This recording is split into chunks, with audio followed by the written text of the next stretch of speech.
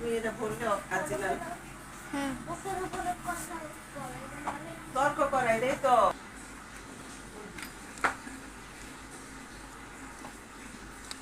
আমি যা করছি কাজ কর। ঠিক আছে বলছি। তারপর রেডি কর। স্কুলে যাবি মা।